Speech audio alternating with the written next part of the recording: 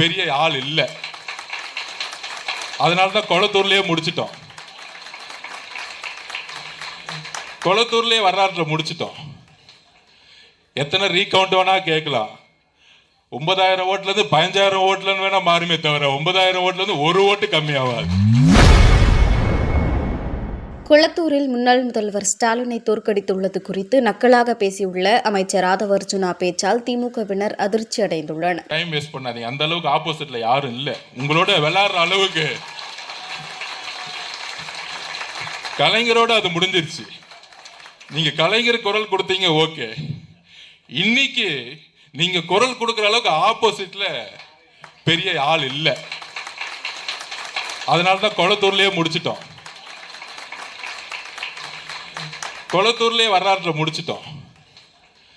எத்தனை ரீகவுண்ட் வேணா கேட்கலாம். 9,000 ஓட்டுல இருந்து 15,000 ஓட்டுல வேணா மாறுமே தவிர 9,000 ஓட்டுல இருந்து ஒரு ஓட்டு கம்மியாகாது.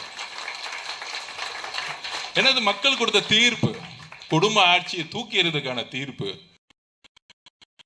70 மிஷினை எடுத்து பார்த்தாலும் 9,000 ஓட்டுல இருந்து 15,000 ஓட்டு மாறுமே தவிர ஒரு ஓட்டு கம்மியாகாது.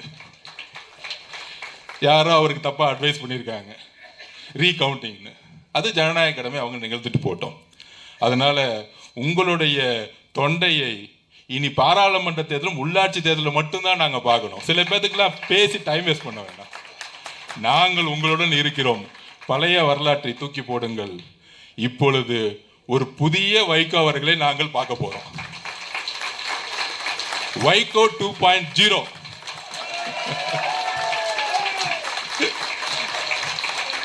நாங்க உங்களுக்கு பலமா இருக்கிறோம், நீங்கள் எங்களுக்கு பலமா இருக்கீங்க.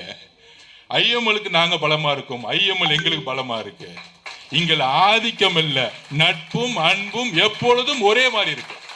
அதிகாரத்துக்கான சண்டை இல்ல, எம்எல்ஏக்கோ அமைச்சருக்கு சண்டை இல்ல. தமிழ்நாட்டை காக்கக்கூடிய நட்பும் உறுதியுடன் நாம் ஒன்றுமையோட இருக்கிறோம். இவ்வளவுதான் நம்மளுடைய அரசியலுடைய கொள்கை. ஊழலுக்காக இந்த கூட்டணி சேரல. ஊழலை செய்திகளை உள்ளது உள்ளபடி தெரிந்து கொள்ள ரெஃப்ளெக்ட் நியூஸை சப்ஸ்கிரைப் பண்ணுங்க.